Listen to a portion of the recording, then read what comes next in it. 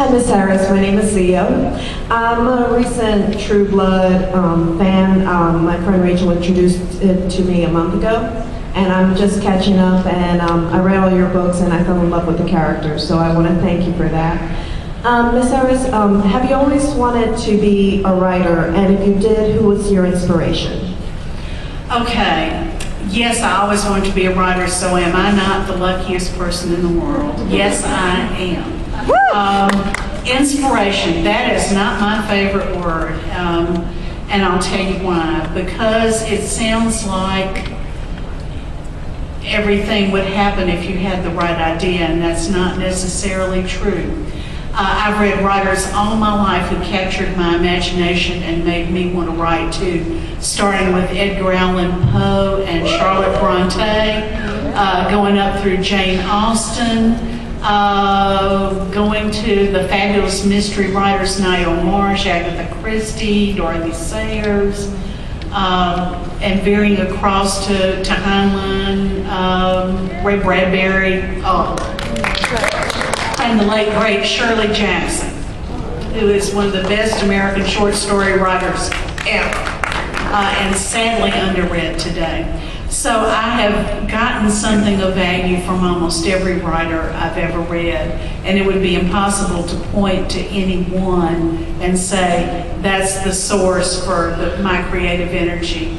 I've come to the sad conclusion in a way that bitten not born, maybe. I think if you're bitten by the bug to be a writer, you may succeed, but I think you have to be born to it. True that. My big trouble, let me just interject a story here. When I went to Portugal a few months ago, the books are really big in Portugal. They had just published book 5 there, and all the readers who came were, of course, brimming full with questions about book 5, which I did not even remember. I mean, it's been a long time since I read book 5, and I wrote it 6 years ago, or 7. So I was totally at a loss. And I had to really scramble to answer their questions, which was pretty embarrassing. I think next time I'm going to ask before I go what book the readers there have read. Yeah. Yes. Hi, Ms. Harris. I'm a very devoted fan, and I frequent your website, so I knew that your answer would be that Sookie will never become a vampire. But my question is, as Eric's creator, in his unbeating heart of hearts, would he have wanted her to be one, or does he have his reasons to prefer remaining human? Oh, I'm sure he would like that. Yeah, he definitely would. In fact, he's saying so in the book I'm writing now. He's asking her to seriously consider it because to him it's the next logical step, but not to her. Thank you very much for sharing You're welcome. that. Hi, Ms. Harris. I think most of the women in the room, along with myself, are wondering, where do you get your inspiration for some of those loving scenes in your books? They're pretty steamy, and I gotta say, it's a great reason to pick up the books if you haven't yet. I had one reader who kind of overshared a little bit on that. She said, whenever I get one, my husband and I act out all the scenes. Okay. Man, I so did not want to do it. I just have a great imagination, I guess. My husband wants me to say they all feature him. To me, when I wrote Dead Until Dark, I'd never written an explicit sex scene.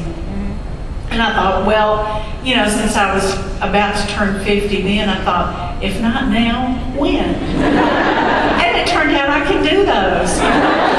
Sounds like they're ready to start. Well, thank you so much. Definitely do it well. Thank you.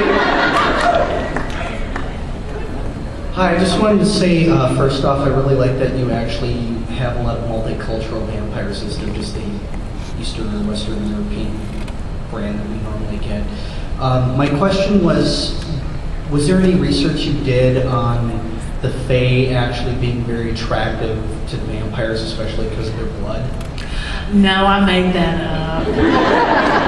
I just thought that would, there had to be some kind of tension between the Fae and the vampire world. There had to be a reason they needed to avoid each other.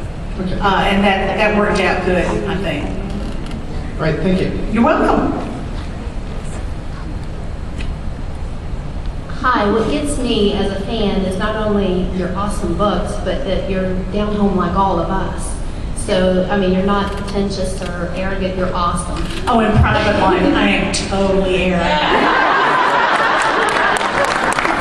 But what I'm wondering is, what was your response, or how did you handle it when HBO or the powers that be came to you and said, hey, we want to take your awesome books and make it into a HBO TV show? I said, write me a check, honey. No, actually, it was Alan Ball's agent who called my agent. You know, his people called my people, my person. and Alan and I, there were other people who wanted the books. I was in a very, very fortunate position of strength right then. And I had to talk to all of them and check out what I thought they could do for me and for the books. I didn't want to let Suki down. So Alan definitely was the most impressive in that I knew he could bring the emotions to the screen because he'd done that so well. So in some respects it was a no-brainer, but in other respects it was pretty nerve-wracking all the way along the line.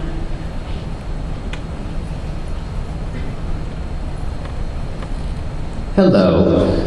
I have a question. Is the Suki's fairy blood related to her telepathy? No. See, I need the answer to that. I did have one other question. Did Adam Paquin hang out with you for research or something? Because listening to you, it's almost like listening to Adam Paquin's relative. You guys, your speech patterns, the way you phrase, the way you pause, it's scary. They listen to me whenever they're with me, and I can kind of see them going, check, check. But no, I hadn't met Anna until she had already filmed the first season. So there wasn't any interaction, but they do listen to me, and honestly, I don't know who was more astonished to meet the other, me to meet the cast or the cast to meet me. Because I was totally not what they were expecting. Thank you. You're welcome.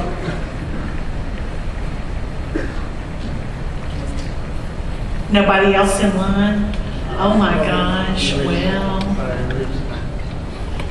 How much time? Oh, we don't have much time anyway. We're all out. Oh, and there's one more. It was something me and my sister were debating for hours and hours on it. And we kind of figured it out on the last book. When Niall tells her that vampire really loves you, Bill or Eric? You know, you have to make up your own mind.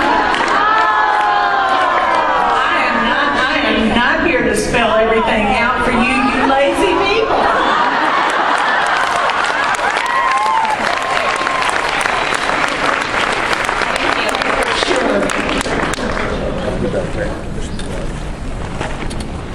Do you have time for one more? Yeah. Ms. Harris, it's awesome to meet you. I'm from Portugal, so... my boss kept me at work, so I couldn't meet you. I killed her. My question is, in all your female heroines, there's always this sort of handicap, or something they perceive as a handicap that it's the most interesting bit that develops them. Why do you put that? I guess I'm interested in flawed but strong women.